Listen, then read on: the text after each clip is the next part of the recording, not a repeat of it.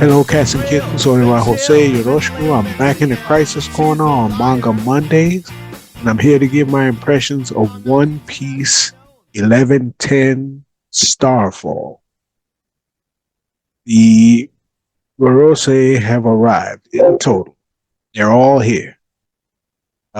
Saturn performed Kochiyose no Jutsu, the summoning, and he has brought his other four buddies to bear. And a few chapters ago, I thought that this thing was winding down and the Giants were going to sweep in and get everybody out, but it just keeps escalating. The design of the elders is remarkable. They're first of all, we know what they all resemble at this point. We don't know what they can do. Still don't know what Saturn can do. That's a slow burn right there. Anyway, Saturn is an ox. Mars is a bird, an eerie bird of some sort. Sumare. I don't know exactly what. I have to look into the folklore for that, but that's for another day. Mercury is a ox. A Venus is a horse, and that leaves Jupiter is a worm, sandworm, some sort. Yokai, all of them, which begs a question. There's no reference to a devil fruit, a yokai devil fruit model such and such. Um, Yuku, Yuki, Smiley. There's no fruit, yokai fruit model such and such. So um, are the Gorosei yokai period? Are half human, half yokai? If so, this thing's getting dark quick. It is getting dark quick because these people are not human. I mean, yeah, they're not human. So, and then the next question that I have, which is probably more important, how are we to perceive their threat level? For instance, Saturn appeared initially. One of the Marines looked at him and his head exploded. Uh, for a moment, everyone within visual range of Saturn was frozen in place and couldn't move. Neither of those have happened since, and he's been engaged in battle. He double teamed Luffy along with Kizaru, and we still don't know. Are we to understand him to be of the same threat level as, for instance, with the admirals are one of the, I guess you would have to say, Yonko. Admirals and Yonko are about as high as we get on the threat level scale. So if that's the case, does Luffy with his Nika Fruit Awaken warrant the appearance of all five? Or not that, which is not necessarily the case, because you have the Giants to contend with and the Pacifista. You had the Buster Call going on, and the naval ships and their forces are not able to defeat uh, the Pacifista. So automatically, you would need reinforcements of some sort. Plus, you had the ticking clock of Vegapunk's announcement going on. So, is this just to say, to shut all of this down, we require all five to be here? Likely that's the case. And we see that it's a beautiful double page spread where they're all a lot. Luffy looks just minuscule compared to these people. They're huge, gigantic, giant size, you could say. And it's an interesting thing when we see um it is it Venus or yeah, I believe it's Venus. It's the horse. Wherever the horse is.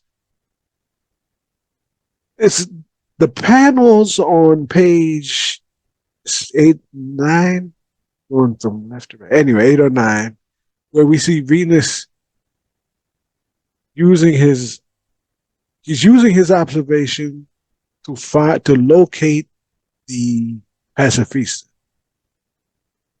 Now, some of the panel work is a little jumbled.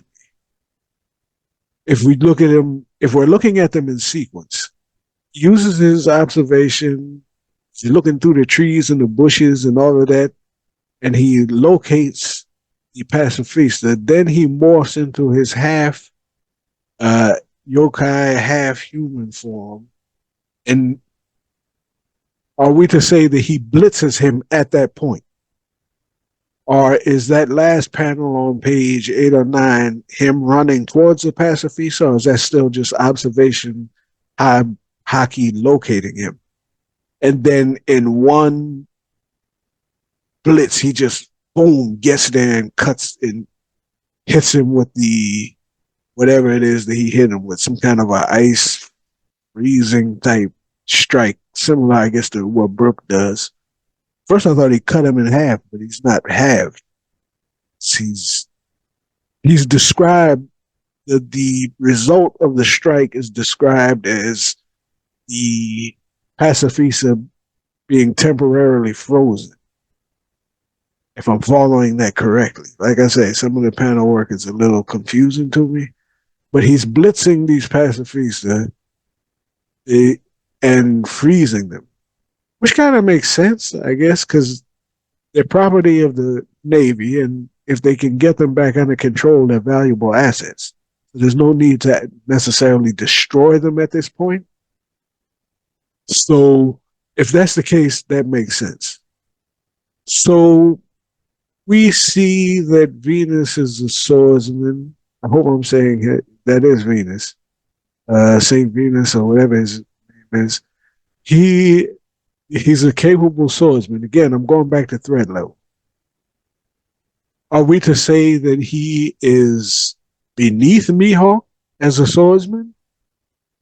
Yokai business aside, if him and Mihawk got into it, who walks out?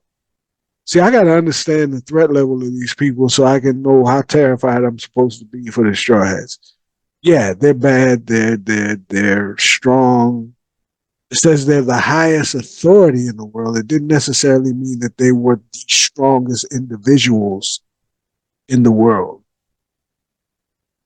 You know, could any of them solo like Whitebeard in his prime or Shanks right now or Blackbeard right now? We can see that Luffy could hold off Kizaru and Saturn. Didn't say he could defeat them, but he could hold them all. And he's just learning his Nika abilities. He's not a seasoned veteran at using Nika right now. So if he was seasoned at using Nika, is it to say that he could take out Saturn by himself? How many Gorosei would it take out? How many Gorosei are necessary to take out Nika? Can they take out Nika? See, there's a lot of, and it's fine. The answers are coming in time. I trust Oda. He's going to do what's right. But as of right now, I don't know exactly how to perceive the Gorosei as threats, but they're brilliant designs and they look terrifying. And I don't know if they're related to devil fruits, but I doubt it. I think they're yokai. Okay, so another point of issue is that Zoro finally apparently finishes off Lucci with a new attack, or a new to me attack. I haven't seen him use this before. He basically slashes him, which seems to be something he could have done at any time. I don't understand why he was carrying this fight. Sanji berates him a little bit, saying he's useless, he's stupid moss head, putting the crew in danger. Zoro hears this and proceeds to slash Uchi with a advanced, unnecessary, is that advanced armament? I don't know if that's necessary, advanced conquerors, but it's at least advanced armament technique. And we see him coughing up blood. He could be done. I mean, Lucius getting too much run for my taste. I mean, he should have went down like a sack of wheat. Lucius should not be trouble for Zoro. He shouldn't be panting. He shouldn't be busting out any special.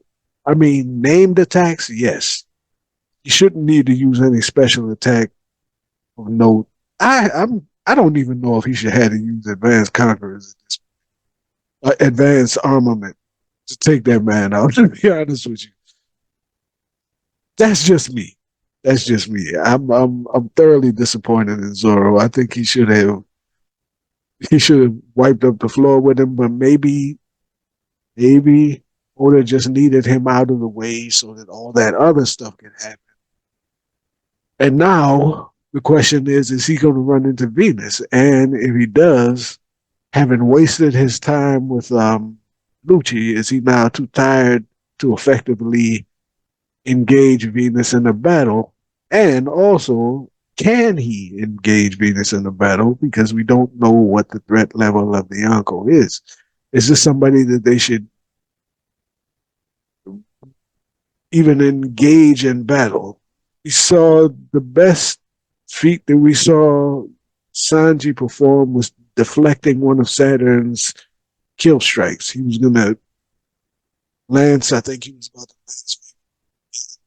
He, with the kick, he deflected one of his strikes. That doesn't mean much. Luffy hasn't even hurt Saturn, or he's hasn't done him any permanent damage. I would say. So we don't know what it takes to eliminate these guys. At the tail end of the chapter, Dory and Bragi show up and they cut the head off of, I want to say was it Mercury? Sailor Venus, Sailor Mercury, Jupiter, whoever. You cut the head off of them, which we know that's probably not going to take because Yonko are not going to get, not Yonko. Gorosei are not going to be one-shotted by giants.